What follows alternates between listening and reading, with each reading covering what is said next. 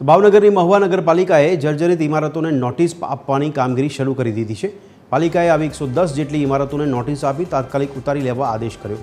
જોકે આશ્ચર્યની વાત એ છે કે પાલિકા લોકોની સુરક્ષા માટે આદેશ આપે છે, પરંતુ પાલિકા પોતાનું જ બિલ્ડિંગ જર્જરિત હાલતમાં જોવા મળે છે ત્યારે બિલ્ડિંગના સ્લેબમાંથી સળિયા દેખાયા છે અને ફાયર સેફ્ટીની સુવિધાનો પણ અભાવ જોવા મળી રહ્યો છે। ચીફ ઓફિસર આ અંગે કોઈ સ્પષ્ટ જવાબ આપી શક્યા નથી। એક જે થોડું જર્જરિત નો જે ભાગ છે એને અમે અત્યારે અહીંયા કોર્ડન કરેલું છે, ત્યાં માણસ અવર જવર ન કરી શકે એટલે ત્યાં આડો પેલો બેચ મૂકીને કોર્ડન કર્યું છે। આપણી આ નગરપાલિકા વર્ષો જૂની છે, બીજી આપણી પાસે કોઈ નગરપાલિકાની વ્યવસ્થા નથી। જસવંત મહેતા ભવનનું કામ જે છે આપણે જ્યાં આ બિલ્ડિંગને શિફ્ટ કરવાનું છે એની કામગીરી હજી ચાલી રહી છે, એટલે અહીંયા લગભગ 6 મહિના જેટલો સમય જે છે એને તૈયાર થવામાં લાગે તેમ હોય, ત્યાં સુધી આને નાનું મોટું રિપેર કરાવી અને નગરપાલિકા પાસે બીજો કોઈ વિકલ્પ ન હોય અહીંયા અમે બેસી રહ્યા છીએ।